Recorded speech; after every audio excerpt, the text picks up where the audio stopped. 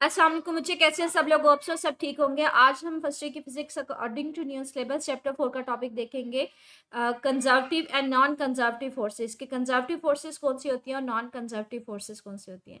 कहते हैं इसको देखने से पहले ना हम लोग एक पढ़ेंगे ग्रेविटेशनल फील्ड। ग्रेविटेशनल फील्ड क्या होती है उसको हम डिफाइन करने की तरफ आते हैं। कहते हैं हमारे पास ग्रेविटेशनल फील्ड जो है स्पेस या एक स्पेसिफिक रीजन होता है अर्थ के सराउंडिंग में, जिसको हम लोग ग्रेविटेशनल फील्ड कहते हैं, जहाँ पे जो ज़मीन है वो अपनी ग्रेविटेशनल फोर्स किसी दूसरे ऑब्जेक्ट के ऊपर लगाएगी, अदरवाइज उसके ऊपर नहीं लगाएगी।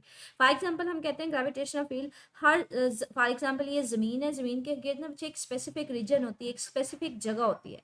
अगर इस रीजन के अंदर कोई मैं दूसरा ऑब्जेक्ट रख दूंगी ना, तो ये ज़मीन जो है ग्रेविटी की वजह से उसको अपनी तरफ खींचेगी। लेकिन अगर इस जगह से बाहर कोई ऑब्जेक्ट होगा तो इसके ऊपर जो है ये ऑब्जेक्ट या ये अर्थ जो है अपनी ग्रेविटी की फोर्स एग्जर्ट नहीं करेगी। तो वो एक स्पेसिफिक रीजन, एक स्पेसिफिक जगह ज़मीन के गिर्द जहाँ पे ये किसी दूसरे ऑब्जेक्ट के ऊपर ग्रेविटेशन फोर्स लगाती है, उस जगह को हम नाम देते हैं ग्रेविटेशनल फील्ड का। कि इस जगह से, इस स्पेस से अगर बाहर कोई ऑब्जेक्ट होगा तो उसके ऊपर किसी किस्म की फोर्स एग्जर्ट नहीं होगी। तो वो कहते हैं हमारे पास इसी चीज़ को डिफाइन करें ग्रेविटेशनल फील्ड है क्या। हमारे पास एक स्पेसिफिक रीजन होता है, एक स्पेसिफिक स्पेस होती है, जिसके अंदर अंदर जो है ज़मीन जो है वो किसी दूसरे ऑब्जेक्ट के ऊपर ग्रेविटेशनल फोर्स लगाती है, ग्रेविटी लगाती है, अदरवाइज वो ग्रेविटी की फोर्स से नहीं लगाती। आगे हमारे पास बच्चे ग्रेविटेशनल फोर्स की वजह से वर्क डन हमारे पास कब पॉजिटिव होता है, कब नेगेटिव होता है। ठीक है, कहते हैं when an object is moving in the gravitational field the work done is a gravitational force. और जब हम अगर बात करें कि इस कोई भी ऑब्जेक्ट अगर इस ग्रेविटेशन फील्ड के अंदर मूव कर रहा है तो उसके ऊपर कोई ना कोई वर्क हो रहा होगा। कहते हैं मोस्ट कॉमनली बच्चे वर्क जो होते हैं ना वो या तो पॉजिटिव होता है या फिर नेगेटिव होता है। अब ये बात करें कि वर्क डन पॉजिटिव कब होगा या नेगेटिव कब होगा। कहते हैं हमारे पास अगर तो ऑब्जेक्ट जो है वो उसी डायरेक्शन में मूव कर रहा हो और जिस डायरेक्शन में ग्रेविटेशन फोर्स है, तो हम कहते हैं वर्क जो है वो पॉजिटिव है। और अगर इसके ऑपोजिट जा रहा होगा तो हम कहेंगे कि हमारे पास वर्क डन ग्रेविटी की वजह से क्या है, नेगेटिव है।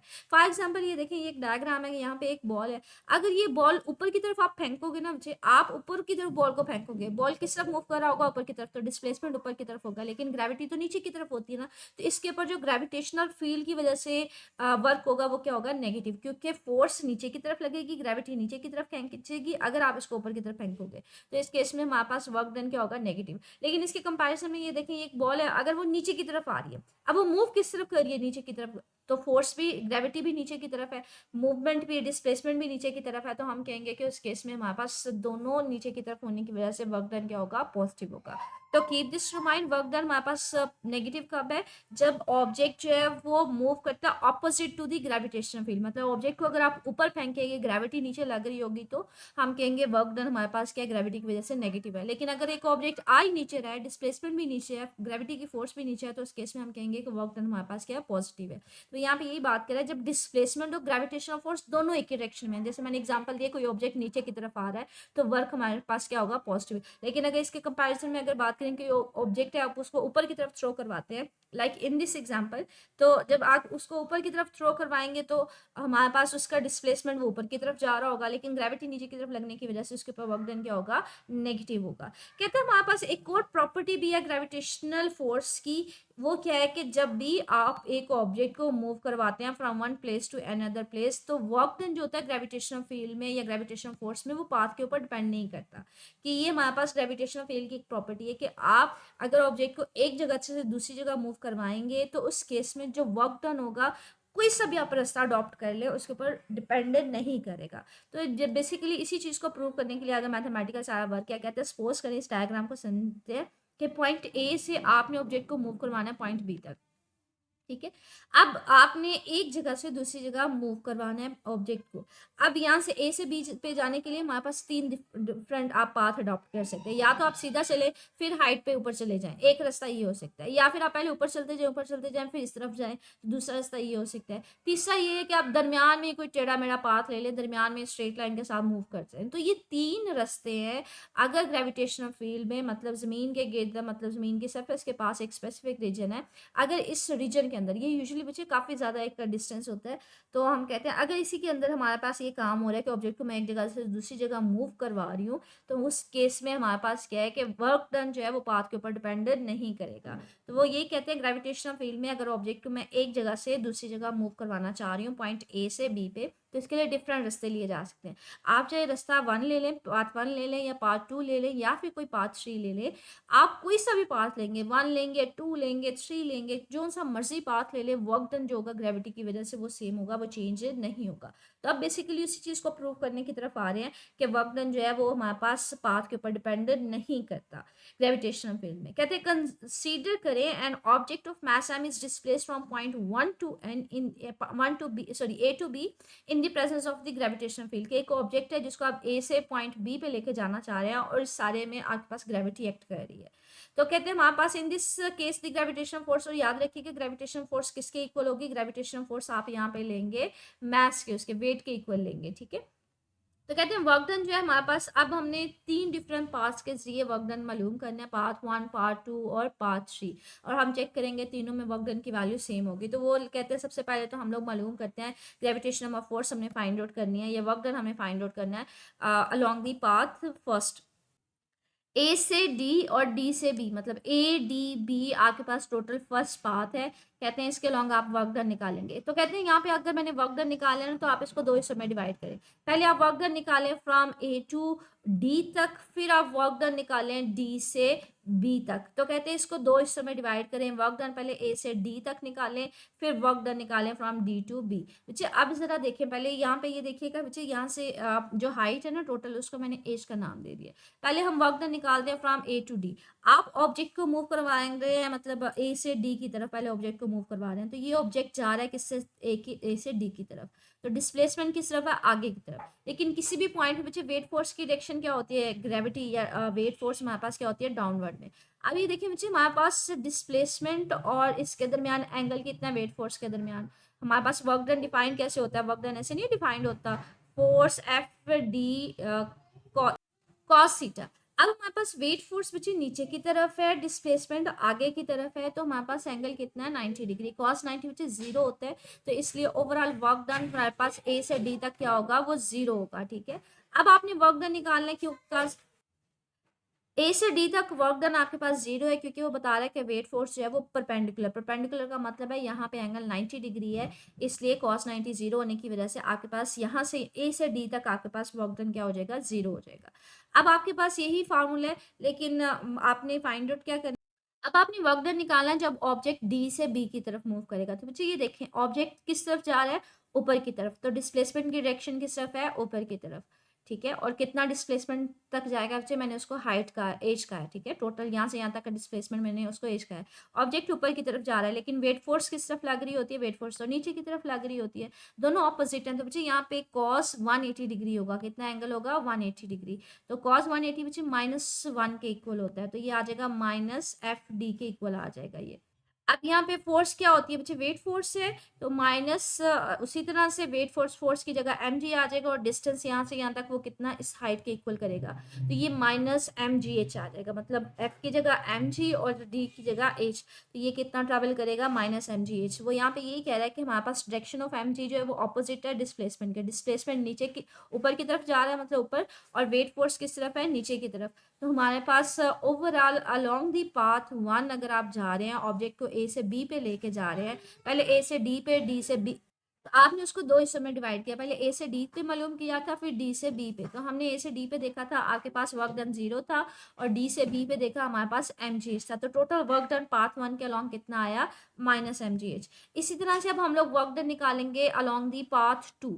अब पार्ट 2 हमारे पास क्या है, ए सी बी, मतलब अब आप पहले वर्क डन, इसको भी दो हिस्सों में डिवाइड करेंगे, पहले वर्क डन निकालेंगे फ्रॉम ए टू सी, फिर वर्क डन निकालेंगे फ्रॉम सी टू बी। पहले मैं कहती हूँ ए से सी की तरफ। अब ऑब्जेक्ट जो है बच्चे यहाँ से आपने मूव किस तरफ करवाना है, ए से सी की तरफ, ऊपर की तरफ लेके जा रहे हैं, मतलब यहाँ से ए से ऊपर की तरफ लेके जा रहे हैं। और वेट फोर्स किस तरफ है, नीचे की तरफ। बच्चे दोनों एक दूसरे के ऑपोजिट नहीं है, तो यहाँ पे एंगल भी कितना आएगा, 180 डिग्री। तो आपके पास वर्क डन का तो फार्मूला अगेन वही है, FD cos theta. cos theta आपके पास 180 है, तो cos 180 कितना हो जाएगा, -1 -FD आ जाएगा।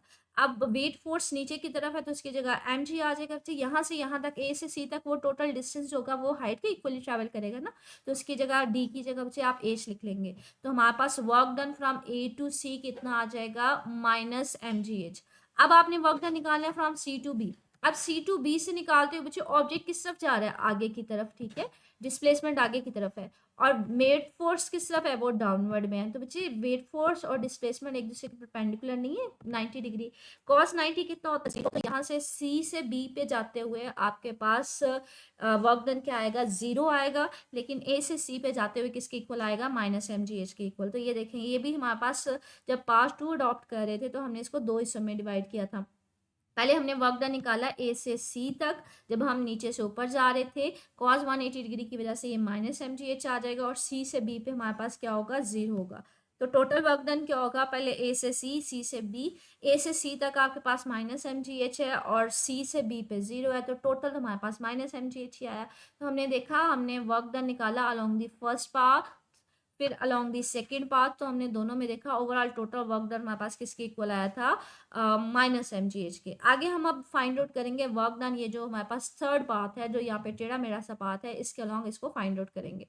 तो कहते हैं अगर मैंने थर्ड पाथ के अलोंग वर्क डन निकालना है ना, आप इस से रास्ते को, ये टेढ़ा मेढ़ा से आप कहते हैं इसको ना वर्टिकल हॉरिजॉन्टल स्टेप्स में ना डिवाइड कर लो, जैसे सीढ़ियाँ नहीं होती पीछे, उस तरह से इसको वर्टिकल हॉरिजॉन्टल स्टेप्स में डिवाइड कर लें, ये जो थर्ड वाला पाथ है, ठीक है। अब हम लोगों ने इसके अलोंग वर्टिकल और हॉरिजॉन्टल स्टेप्स के अलोंग वर्क डन कैलकुलेट करना है, वो देखते हैं कैसे करेंगे। कहते हैं ओवरऑल अगर हम सिर्फ वर्ट हॉरिजॉन्टल की पहले बात करें, मुझे हॉरिजॉन्टल के लॉन्ग कहते हैं किसी किस्म का वर्क डन नहीं होगा। हॉरिजॉन्टल के लॉन्ग वर्क डन क्यों नहीं होगा, अगर आप ऊपर वाले में भी देखें तो हमने कहा था जब ऑब्जेक्ट जो है हॉरिजॉन्टल, ये वाला इसको बोलते हैं हॉरिजॉन्टल लाइन बोलते हैं, ठीक है, इस तरह का जो डिस्टेंस होता है ना लॉन्ग एक्सिस, उसको हॉरिजॉन्टल बोलते हैं। यहाँ पे हमने देखा था जब ऑब्जेक्ट जा रहा था तो हमारे पास अगर वो आगे की तरफ जा रहा था, वेट फोर्स नीचे की तरफ होने की वजह से कॉस यहाँ पे एंगल परपेंडिकुलर था 90 डिग्री था, तो कॉस 90 जीरो होता है, तो अलॉन्ग दी हॉरिजॉन्टल यहाँ पे भी वर्क डन जीरो था, और जब सी से बी पे मैंने निकाला था तब भी जीरो था, तो लॉन्ग दी हॉरिजॉन्टल तो वर्क डन जीरो होगा। क्यों, क्योंकि अलोंग दी हॉरिजॉन्टल अगर कोई ये ऑब्जेक्ट है, अगर वो आगे की तरफ जा रहा है तो वेट फोर्स तो हमेशा नीचे होगा। वेट फोर्स नीचे होने की वजह से दोनों के दरमियान एंगल कितना होगा, 90 डिग्री, और कॉस 90 जीरो होता है। तो चाहे आप ये हॉरिजॉन्टल स्टेप ले लें, चाहे ये ले लें, चाहे ये ले लें, चाहे ये ले लें, कोई सा भी हॉरिजॉन्टल स्टेप लेंगे तो वर्क डन हमारे पास क्या होगा, वो जीरो होगा। लेकिन कहते हैं हमारे पास वो ये रीजन बता रहा है किसी भी हॉरिजॉन्टल स्टेप के लिए वर्क डन जीरो होगा। क्यों, क्योंकि वेट फोर्स जो है एम जी जो है वो परपेंडिकुलर है किसके, डिस्प्लेसमेंट के। लेकिन ओवरऑल कहते हैं अगर हम लोगों ने हॉरिजॉन्टल स्टेप्स के अलोंग, तो हमारे पास अब हमने फाइंड आउट करना नहीं है, क्योंकि हॉरिजॉन्टल में हमने क्या, ऑब्जेक्ट आगे अगर जाएगा तो वेट फोर्स नीचे की तरफ होगी, तो हमारे पास किसी किस्म का वर्क डन नहीं होगा। अब आपने सिर्फ और सिर्फ फाइंड किसके लिए करना है, आपने ये जो वर्टिकल स्टेप्स है ना, ये वाले सिर्फ इनके अलोंग, वर्टिकल स्टेप्स के along work done find out करना है। क्योंकि उसके केस में हमने बच्चे ये देखा था, अगर ऊपर वाले में भी देखें पार्ट टू में, पहला ले लें या टू ले लें, तो हमारे पास वर्क डन सिर्फ और सिर्फ ये वर्टिकल स्टेप्स के लिए आ रहा था, ये वाला स्टेप था, ये यही वाला था।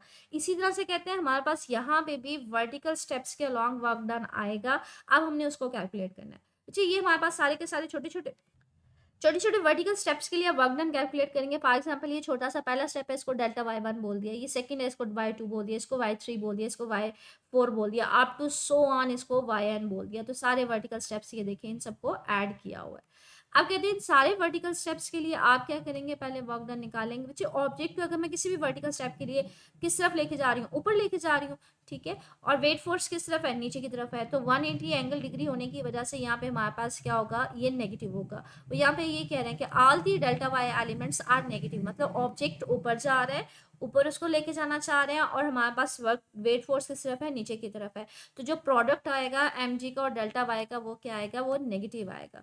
क्यों, अब अगर हम लोग ऑब्जेक्ट ऊपर जा रहा है, वेट फोर्स नीचे है, किसी भी वर्टिकल स्टेप के लिए यहाँ से ऊपर जा रहा है, वो नीचे है, तो ओवरऑल तो हमारे पास क्या है, हमारे पास नेगेटिव आ रहा है। हाँ, यहाँ से ए से बी के दरमियान हो सकता है कि पॉजिटिव हो, क्योंकि ऑब्जेक्ट जो है यहाँ पे नीचे की तरफ है, वेट फोर्स भी नीचे की तरफ है, इस तरह से इस वर्टिकल स्टेप में भी ऑब्जेक्ट नीचे की तरफ आएगा और वेट फोर्स भी नीचे की तरफ आएगी, तो मतलब एंगल जीरो होने की वजह से कॉस जीरो ही होगा, पॉजिटिव होगा। तो यहाँ पे यही कह रहा है कि हमारे पास ए से सेगमेंट छोटा सा, यहाँ पे हमने एक अगर सेगमेंट देखें ए से बी के दरमियान, हमारे पास एम जी नेगेटिव नहीं है।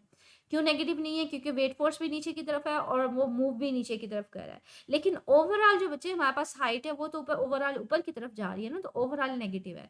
तो वी कैन राइट, हम कैसे लिख सकते हैं, ए से बी तक हमने छोटे छोटे स्टेप्स को ऐड अप किया है। पहले मैंने वर्क डन इसकी तरफ निकाला, इसकी तरफ बच्चे इन छोटे छोटे स्टेप्स को मैं, जो वर्टिकल स्टेप्स है, इनको सबको एक दूसरे के ऊपर मिलाते जाऊँ, तो ये ओवरऑल आपके पास टोटल डिस्टेंस किसके इक्वल आ जाएगा, ये ओवरऑल डिस्टेंस इस हाइट के इक्वल ही नहीं आ जाएगा, क्योंकि आप जमीन से इसी हाइट के इन छोटे छोटे स्टेप्स को मिला के ही ओवरऑल ओवरऑल इतना डिस्टेंस तक जा रहे हैं। तो इन सबको अगर मिला दें -mg delta y1 plus delta y2, तो ये आपको ओवरऑल हाइट के इक्वल ही दे देगा। तो ये आपके पास किसके इक्वल आ जाएगा, -mgh के इक्वल आ जाएगा। तो हमने थर्ड पाथ के अलॉन्ग भी देखा, हमारे पास -mgh था। तो हमने यहाँ से एक बात देखी कि वर्क डन आप चाहे उसके लिए पाथ 1 ले लें, चाहे उसके लिए पाथ 2 ले लें, चाहे उसके लिए पाथ 3 ले लें, कोई सा भी पाथ अडॉप्ट करें, आपके पास वर्क डन की वैल्यू क्या रहती है ग्रेविटेशनल फील्ड में, सेम रहती है। बच्चे ग्रेविटेशनल फील्ड इसलिए कह रही हूँ क्योंकि यहाँ पे ऑब्जेक्ट के ऊपर फोर्स कौन सी हम ले रहे हैं, ग्रेविटी की फोर्स ले रहे हैं, ठीक है। तो आपके पास वर्क डन की वैल्यू सेम रह रही है, तो हम यहाँ पे कहते हैं वर्क डन जो है ग्रेविटेशनल फोर्स से वो इंडिपेंडेंट है पाथ फॉलोड के ऊपर, पाथ के ऊपर डिपेंडेंट नहीं करता, आप कोई सा भी पाथ ले रहे हैं, ठीक है। आगे वो यहाँ पे, अच्छा भैया यहाँ पे ये कह रहे हैं can you prove that the work done along a close path, close path के लिए आप कोई सा भी ले लें, ए सी बी ले लें या ए डी बी ए ले लें। मतलब क्या है, कहते हैं अगर आप लोग कोई एक क्लोज पाथ ले लें, कि क्लोज पाथ का मतलब है जहाँ से स्टार्ट हुए वहीं से एंड हो गए, आप चाहे पाथ ये वाला ले लें ए डी बी ए वापस इसी तरफ आ जाए, या फिर आप ए सी बी ए ले लें, कोई एक क्लोज पाथ लेके आप ये प्रूव कर सकते हैं कि हमारे पास वर्क डन जो है वो जीरो है। तो आप कोई एक क्लोज पाथ लेके प्रूव करें, ए सी बी ए ले लें या ए डी बी ए ले लें, तो वर्क डन जो है ग्रेविटेशनल फोर्स के वो क्या होगा, वो जीरो होगा। इसका प्रूफ यहाँ पे बुक में नहीं गिवन, लेकिन वो कह रहा है आप कर सकते हैं। बुक पे गिवन नहीं है, लेकिन ये की बुक पे ना हम लोगों ने ये प्रूव किया हुआ है, work done along a close path A D B A लिया हुआ है, कि उसके अलोंग आपने प्रूव करना है कि वर्क डन जो है हमारे पास वो जीरो है। कि आपके पास ये एक ऑब्जेक्ट है, वो पॉइंट ए पे था, आप इसको ए बोल दें, इस वाले पॉइंट को डी बोल दें, और इसको बी और इसको ए। तो आप पहले ए से डी की तरफ जाएंगे, डी से फिर बी की तरफ जाएंगे, फिर बी से ए की तरफ आएंगे। तो आपने उसको 3 हिस्सों में डिवाइड करना है, पहले वर्क डन निकालेंगे ए से डी, फिर डी से बी, फिर बी से ए, और ये जहाँ से स्टार्ट हुए थे वहाँ से ये एंड अगर हो जाए तो हम कहते हैं क्लोज पाथ है, ठीक है। जहाँ से हमने स्टार्ट किया था वहीं पे आप आके एंड हो गए। तो इसके लिए हम वर्क डन निकालते हैं बच्चे, ये यहाँ से हाइट कहते हैं, ये जो वर्टिकल डिस्टेंस है वो ओवरऑल हाइट एज के इक्वल है। अब वर्क डन हमने उसको 3 हिस्सों में डिवाइड करना है, पहले वर्क डन निकालेंगे ए से डी पे, फिर निकालेंगे डी से बी पे, और फिर लास्ट पे बी से ए पे। तो सबसे पहले तो वर्क डन निकालते हैं from d to a to d. क्या आपके पास ऑब्जेक्ट यहाँ पे था, आप जो ऑब्जेक्ट को ए से डी पे लेके जा रहे हैं, तो ऑब्जेक्ट की मूवमेंट की डायरेक्शन किस तरफ है, आगे की तरफ डिस्प्लेसमेंट है, और वो वेट फोर्स किस तरफ है, नीचे की तरफ। तो दोनों के दरमियान मुझे एंगल कितना 90 डिग्री, और कॉस 90 क्या होता है, जीरो। तो हमारे पास ए से डी के ऊपर वर्क डन क्या होगा, वो जीरो होगा। तो यहाँ पे ये देखें एम जी ए से डी पे जाते हुए डिस्प्लेसमेंट आगे की तरफ है, वेट फोर्स नीचे है, तो कॉस एंगल कितना होगा 90, और कॉस 90 कितना होता है, जीरो। तो ओवरऑल ए से डी पे वर्क डन क्या होगा, जीरो होगा। अब आपने ऑब्जेक्ट को कहाँ से मूव करवाना है, अब आपने ऑब्जेक्ट को मूव करवाना है डी से बी की तरफ। अब ऑब्जेक्ट किस तरफ जाएगा बच्चे, ऑब्जेक्ट को आप लेके जाना चाह रहे हैं ऊपर की तरफ, ठीक है। डी से बी की तरफ डिस्प्लेसमेंट उसका किस तरफ जाएगा, ऊपर की तरफ। वेट फोर्स किस तरफ होगी, नीचे की तरफ। तो यहाँ पे दोनों ऑपोजिट होने की वजह से दोनों के दरमियान एंगल कितना आएगा, 180, और कॉस 180 -1 के इक्वल होता है। तो ये देखें कॉस 180 -1 के इक्वल है, तो -1 आ जाएगा। और वेट फोर्स किसके इक्वल है, एम जी के। और डी से बी तक जाते हुए कितना डिस्प्लेसमेंट ओवर ऑल ट्रेवल होगा, वो ए हाइट एज के इक्वल होगा। तो डी बी की जगह पे एज लिख लें, मतलब जो डिस्टेंस है डी से बी की तरफ जाते हुए वो टोटल वर्टिकल डिस्टेंस एच आ जाएगा, फोर्स की जगह एम जी आ जाएगा। तो ये -mgh आ गया हमारे पास जब हमने ऑब्जेक्ट को मूव करवाया था डी से बी पे। अब हमने बी से दोबारा ए पे आना है जी। हमने देखा था कि जो हॉरिजॉन्टल स्टेप्स हैं वहां पे किसी किस्म का वर्क डन नहीं होता, क्योंकि हॉरिजॉन्टल स्टेप्स पे अगर आप ऑब्जेक्ट को आगे की तरफ लेके जाते हैं तो वेट फोर्स किस तरफ होती है, वेट फोर्स तो नीचे की तरफ होती है। वेट फोर्स नीचे की तरफ होती है, आप ऑब्जेक्ट को आगे की तरफ मूव करवाते हैं, तो हमारे पास एंगल 90 डिग्री होने की वजह से वहां पे किसी किस्म का वर्क नहीं होता। तो हॉरिजॉन्टल स्टेप्स आप कोई सा भी लेंगे, वेट फोर्स नीचे होगी, ऑब्जेक्ट को आगे लेके जाएंगे, तो हमारे पास वहाँ पे ओवरऑल वर्क डन क्या होगा, जीरो होगा, परपेंडिकुलर होने की वजह से। तो अब आपने सिर्फ और सिर्फ किसकी वजह से कैलकुलेट करने हैं, वर्क डन। ये जो वर्टिकल स्टेप्स हैं ये वाला, इसको डेल्टा y1 बोल दें, इसको डेल्टा y2 बोल दें, इसको डेल्टा y3 बोल दें, और सारे के लिए फाइंड आउट करें। आप बच्चे ऑब्जेक्ट भी नीचे की तरफ है, मतलब ओवरऑल आप हाइट से नीचे आ रहे हो, हाइट से नीचे आ रहे हो तो डिस्प्लेसमेंट किस तरफ है, वो नीचे की तरफ है। वेट फोर्स भी किस तरफ है, नीचे की तरफ है। तो यहाँ पे बच्चे हाइट से नीचे आ रहे हैं। जब हमने ऊपर वाला किया था ना, वहाँ पे हम लोग ए से बी पे जा रहे थे, तो ऊपर जाने की वजह से डिस्प्लेसमेंट ऊपर था, वेट फोर्स नीचे थी, तो हमने नेगेटिव लिया था। लेकिन यहाँ पे ये देखिए, अब हम क्लोज पाथ लेने की वजह से हम बी पॉइंट से ए की तरफ आ रहे हैं, तो हाइट भी नीचे, वेट फोर्स भी नीचे है, ऑब्जेक्ट भी नीचे मूव कर रहा है। तो हमारे पास अगर इसको डेल्टा y1 बोल देते हैं तो यहाँ पे ये देखिए दोनों एक ही डायरेक्शन में है, डेल्टा y1 भी नीचे की तरफ है, मतलब डिस्प्लेसमेंट भी नीचे की तरफ है, वेट फोर्स भी नीचे की तरफ है, तो डेल्टा y1 cos 0 आ जाएगा। इसी तरह अगर इसको मैं ये वाला जो सेकंड वाला स्टेप है इसको डेल्टा y2 बोल दें तो हमारे पास क्या होगा, ये भी नीचे की तरफ है, ऑब्जेक्ट तो नीचे आ रहा है और वेट फोर्स भी किस तरफ है, नीचे की तरफ है, तो हमारे पास कॉस क्या होगा, 0, वो भी कॉस 0 होगा। तो delta y1 delta y2 delta two so on yn तक हमारे पास ऑब्जेक्ट नीचे की तरफ आ रहा है और हमारे पास वेट फोर्स भी कितनी है, नीचे की तरफ। ये छोटा सा एक स्टेप है जहाँ पे नेगेटिव होगा, लेकिन ओवरऑल तो आप हाइट से नीचे ही आ रहे हैं। तो डेल्टा y1 का डेल्टा y2 डेल्टा y3 जब सबको ओवरऑल सम करते हैं, इन सब में से mg कॉमन ले लें तो delta y1 plus delta y2, तो जब बच्चे सारे वर्टिकल स्टेप्स को आप कंबाइन करेंगे तो आप हाइट से नीचे आ जाएंगे। टोटल डिस्टेंस उसने कितना किया होगा इन सारे वर्टिकल स्टेप्स को मिला के हाइट के इक्वल, तो ये किसके इक्वल आ जाएगा, mgh के इक्वल। तो हमने टोटल कितना वर्क डन निकाला था, ए से डी तक हमने निकाला 0, डी से बी तक हमने निकाला माइनस mgh, और फिर बी से ए पे आते हुए हमने अगेन कितना निकाला mgh। इन सबको सम कर दें, ए से डी पे जाते हुए 0, डी से बी पे माइनस और डी बी से ए पे प्लस। अब ये माइनस प्लस एक दूसरे के साथ कैंसिल हो जाएगा, overall work done along a close path क्या होगा, 0 होगा।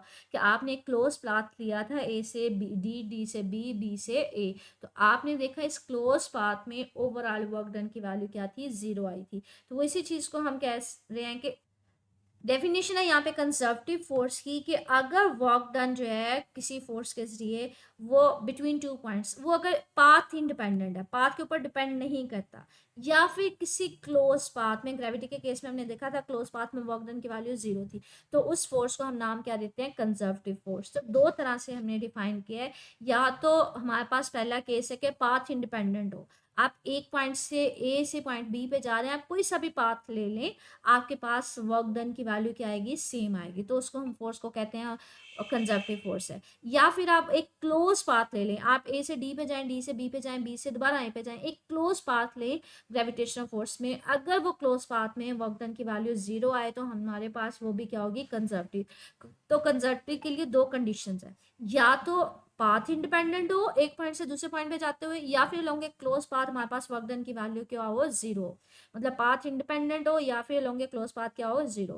कहते हैं हमारे पास इस तरह से दो तरह से आप ग्रेविटेशनल फोर्स को डिफाइन कर सकते हैं, सॉरी कंजर्वेटिव फोर्स को डिफाइन कर सकते हैं। कहते हैं हमारे पास ये सारा हमने प्रूव किया था ग्रेविटेशनल फोर्स में, हमने ग्रेविटेशनल फोर्स में देखा कि पाथ इंडिपेंडेंट भी होता है और क्लोज पाथ में भी 0 होता है। तो ये हमारे पास ग्रेविटेशनल फोर्स क्या है, कंजर्वेटिव फोर्स है। कहते हैं इसके अलावा हमारे पास जो कंजर्वेटिव फोर्स की एग्जाम्पल्स हैं वो इलेक्ट्रोस्टैटिक फोर्स है एंड इलास्टिक स्प्रिंग फोर्स है। ठीक है, स्प्रिंग को आप खींचते हैं और छोड़ते हैं, वो जो इलास्टिक में स्प्रिंग में जो फोर्स स्टोर हुई होती है उसको इलास्टिक स्प्रिंग फोर्स कहते हैं। कहते हैं ये जो दो फोर्सेज है ना, ये बेसिकली इलेक्ट्रोस्टैटिक होती है बच्चे, जो चार्ज कहीं पे पड़ा हो ना उसकी होती है कि उसके साइड पे भी, उसकी सराउंडिंग में भी एक स्पेसिफिक रीजन होता है जहाँ पे वो किसी दूसरे चार्ज पार्टिकल को अगर रख दिया जाएगा तो वो उसके ऊपर अट्रैक्शन या पल्शन की फोर्स लगाएगी, वरना नहीं लगाएगी, तो उसको हम कहते हैं इलेक्ट्रिक फोर्स। एक फोर्स, एक स्टैटिक चार्ज कोई रेस्ट पे पड़ा है, वो जो दूसरे चार्ज के ऊपर फोर्स लगाता है उसको इलेक्ट्रोस्टैटिक फोर्स कहते हैं। ठीक है, तो वो कहते हैं यहाँ पे ये दो एग्जांपल्स हैं, इन दोनों फोर्सेस में भी आपके पास जो वर्क डन होता है वो पाथ इंडिपेंडेंट होता है, या फिर लोगे क्लोज पाथ क्या होता है, 0 होता है। ये कंजर्वेटिव फोर्स की डेफिनेशन आ गई। नॉन कंजर्वेटिव फिर कौन सी होगी, ऐसी फोर्स जो पाथ के ऊपर डिपेंड करेगी, या फिर ऐसी फोर्स जिसमें along a close path work done की वैल्यू 0 नहीं होगी। तो वो यहाँ पे ये कह रहा है कि अगर वर्क डन जो है वो डिपेंड कर रही है हमारे पास पाथ के ऊपर या अलोंग ए क्लोज पाथ वो 0 नहीं है, तो उस केस में हमारे पास वो फोर्स क्या होगी, नॉन कंजर्वेटिव फोर्स होगी। कहते हैं नॉन कंजर्वेटिव फोर्स की ना सबसे बेस्ट एग्जांपल है kinetic frictional force. Kinetic frictional force क्या है कि फॉर एग्जांपल हमारे पास एक ऑब्जेक्ट, एक बच्चे इसके ऊपर किसी ऑब्जेक्ट के ऊपर मूव करवा रहा है, इसके ऊपर फोर्स लगा रहा है आगे की तरफ। जी, ये एक बॉक्स है जो जमीन के साथ इन टच है, जमीन के और बॉक्स के दरमियान एक फ्रिक्शन होती है, रगड़ की फोर्स होती है, जो अगर ऑब्जेक्ट को आगे की तरफ मूव करवाया जाना, आगे की तरफ फोर्स लगाई जा रही है तो फ्रिक्शन पीछे की तरफ लग रही होती है। तो जितनी देर तक ये बॉक्स जो है, ये डिब्बा जो है, ये जमीन के साथ इन टच रहेगा, उतनी देर तक फ्रिक्शन की फोर्स उतनी ज्यादा होगी। तो बच्चे अगर कोई आप लंबा पाथ अडॉप्ट कर लेते हैं, लॉन्ग पाथ अडॉप्ट कर लेते हैं, तो ये फ्रिक्शन ज़्यादा टाइम के लिए नहीं होगी, तो ज़्यादा फोर्स ऑफ फ्रिक्शन होगी। ठीक है, तो हम कहेंगे वहाँ पे वर्क जो है आपको ज़्यादा करना पड़ेगा। लेकिन अगर कम, आप कोई छोटा वाला रास्ता अडॉप्ट कर लेते हैं, आप इस पॉइंट को दूसरे पॉइंट पे लेके जा रहे हैं, तो वहाँ पे फ्रिक्शन भी कम होगी, आपको कम काम करना पड़ेगा। तो यहाँ पे यही बात कर रहे हैं कि जो फोर्स ऑफ फ्रिक्शन है, फ्रिक्शनल फोर्स है, वो हमारे पास नॉन कंजर्वेटिव है। क्यों? क्योंकि when an object slides over a surface, जब आप किसी ऑब्जेक्ट को सरफेस के ऊपर स्लाइड करवाते हैं, मूव करवाते हैं, तो फ्रिक्शनल फोर्स जो होते हैं बच्चे वो ऑपोजिट डायरेक्शन में हमारे पास एक्ट कर रही होती है और वो नेगेटिव वर्क कर रही होती है। ऑपोजिट डायरेक्शन में करने का मतलब क्या है? नेगेटिव वर्क है। और वो इक्वल होता है magnitude equal to the length, और जितनी देर तक आप ऑब्जेक्ट को मूव करवाते रहेंगे, कितना पाथ मूव करवाएंगे, उतनी वो ऑपोजिट डायरेक्शन में उतनी देर तक एक्ट करेगी। सो ग्रेटर, इसलिए अगर आपने मजीद उसको मूव करवाते रहना है तो आपको काम ज़्यादा करना पड़ेगा एक जगह से दूसरी जगह पे लेके जाने के लिए, क्योंकि एक ऑपोजिट डायरेक्शन में फोर्स लग रही है। तो हमारे पास यहाँ पे वर्क डन जो है वो डिपेंड करेगा पाथ के ऊपर। अगर पाथ छोटा होगा तो फ्रिक्शन फोर्स भी कम होगी, अगर पाथ ज़्यादा होगा तो फ्रिक्शन फोर्स भी ज़्यादा होगी। तो यहाँ पे डिपेंड करेगा, ठीक है। तो वो पाथ के ऊपर डिपेंड करता है, आपने आइदर लंबा पाथ लिया या छोटा लिया। लाइक अगर हम बात करें इस सिचुएशन में, ये कंपैरेटिवली एक लॉन्ग पाथ था, ये हमारे पास एक शॉर्ट था। तो लेकिन हमने देखा था कि ग्रेविटेशनल फील्ड में आप कोई सा भी पाथ पाथ ले रहे थे, आपके पास वर्क डन की वैल्यू सेम आ रही थी, लेकिन फ्रिक्शन फोर्स में सेम नहीं होती। फ्रिक्शन फोर्स में अगर पाथ छोटा होगा तो हमारे पास कम फोर्स लगेगी, कम फ्रिक्शन जो फोर्स है वो प्रोड्यूस होगी। अगर पाथ लंबा होगा तो ज़्यादा होगी, ठीक है। तो इसके अलावा कहते हैं हमारे पास एग्जांपल है एयर रेजिस्टेंस की। आप बच्चे जिस डायरेक्शन में मूव कर रहे होते हैं ना, एयर रेजिस्टेंस भी अपोजिट डायरेक्शन में फोर्स लगा रही होती है। टेंशन होती है हमारे पास, उसमें भी हमारे पास अपोजिट डायरेक्शन में होती है। टेंशन फोर्स में होता है कि अगर आप कोई ऑब्जेक्ट है उसको हैंग करवाया हुआ है, तो उसकी वेट फोर्स डाउनवर्ड में है, तो हमारे पास इसकी वजह से ना धागे में एक स्ट्रेचनेस प्रोड्यूस हो जाती है, इसको हम टेंशन फोर्स भी कहते हैं, ठीक है।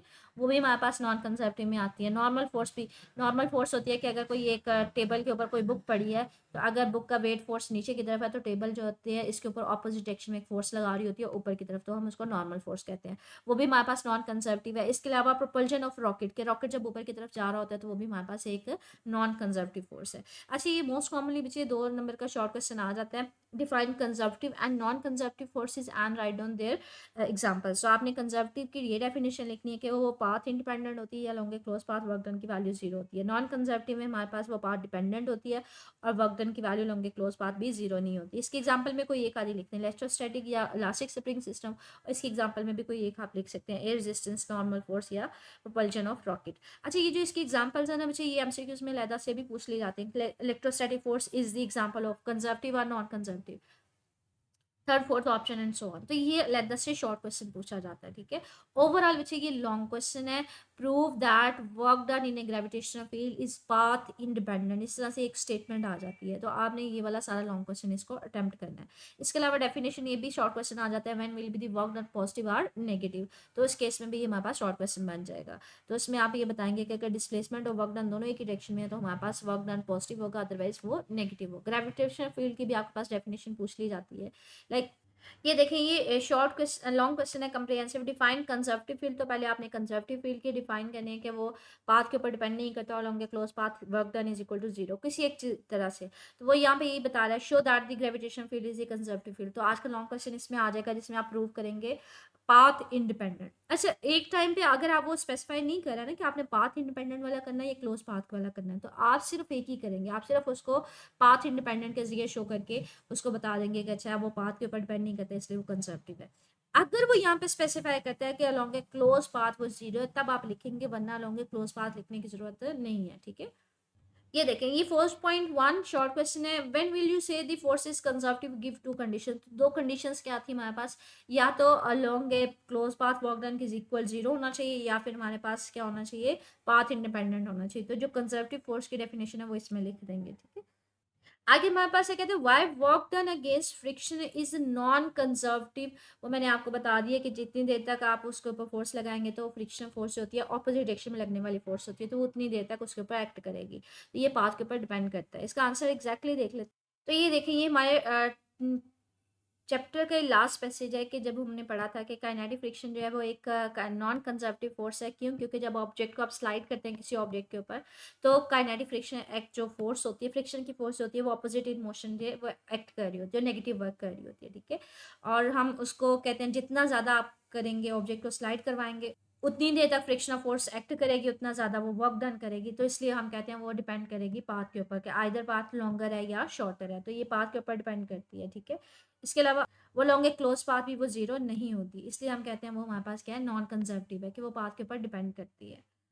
तो ये आज का टॉपिक था। इससे रिलेटेड मजीद कुछ सवाल पूछना हो मुझे कमेंट सेक्शन में पूछ लीजिएगा। ओके, अल्लाह हाफिज़।